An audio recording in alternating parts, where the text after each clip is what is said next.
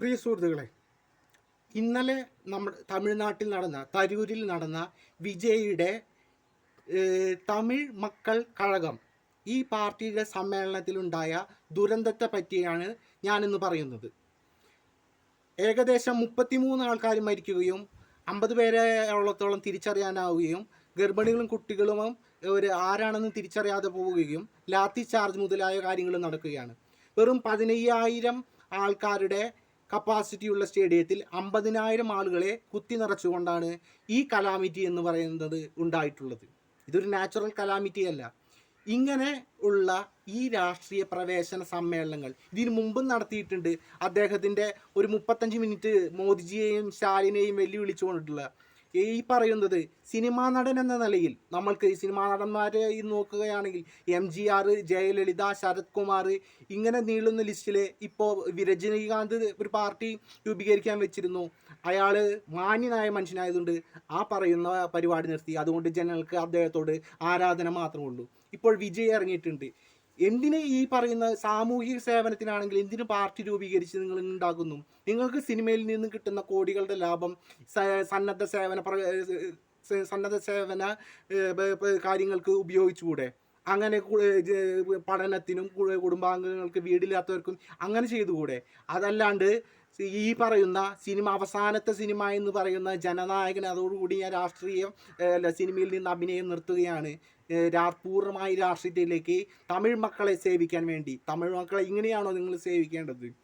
ഈ പറയുന്ന രാഷ്ട്രീയ നേതാക്കൾ MGR പിന്നെ ശക്തിയായ ഒരു രാഷ്ട്രീയ നേതാവ് ജയലളിത, അത് കഴിഞ്ഞു വന്ന കമൽഹാസൻ എന്ന വ്യക്തി, ആളുടെ വ്യക്തി ജീവിതം ഒന്ന് തിരിച്ചറിഞ്ഞ് നോക്കുക.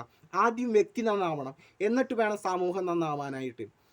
സിനിമയിലെ പല സ്ത്രീകളുമായിട്ട് പ്രശ്നങ്ങളും അനുഭവവും കൂടുതലൊന്നും പറയുന്നില്ല.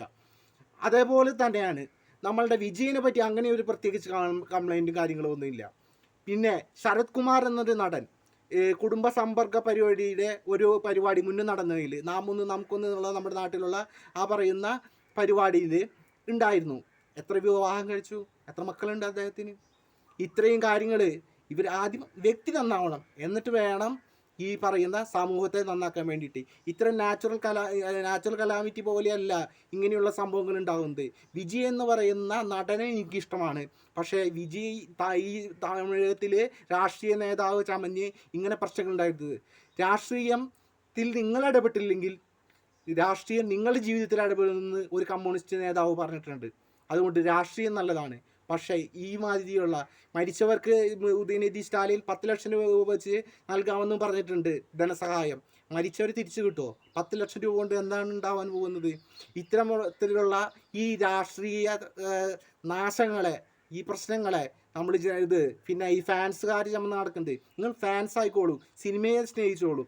പക്ഷേ ഇത്തരത്തിൽ രാഷ്ട്രീയ പ്രശ്നങ്ങൾ ഉണ്ടാക്കുകയും നമ്മളുടെ തമിഴ്നാടിനില്ല, നമ്മളുടെ ഇന്ത്യയിൽ തന്നെ ഇങ്ങനെയുള്ള പ്രശ്നങ്ങൾ ഉണ്ടാക്കാതെ, വർഗീയതയും വിഭജനങ്ങളും ഉണ്ടാക്കാതെ ഒന്നായി മുന്നേറാനും ഇത്തരത്തിലുള്ള ആളുകളെ മനസ്സിലാക്കിയിട്ട് തിരിച്ചറിഞ്ഞ് വിവേകത്തോടെ പെരുമാറാനും നിങ്ങൾ പഠിക്കണമെന്ന് ഞാൻ അഭ്യർത്ഥിക്കുകയാണ്. ഇത് ഇപ്പോഴത്തെ സംഭവമല്ല, മുന്ന് പലപ്പോഴും നടന്ന സംഭവങ്ങളാണ്. ഇനിയും ഇത് ആവർത്തിക്കാതെ നോക്കണമെന്നാണ് പറയുന്നത്. Hi, bye, signing out.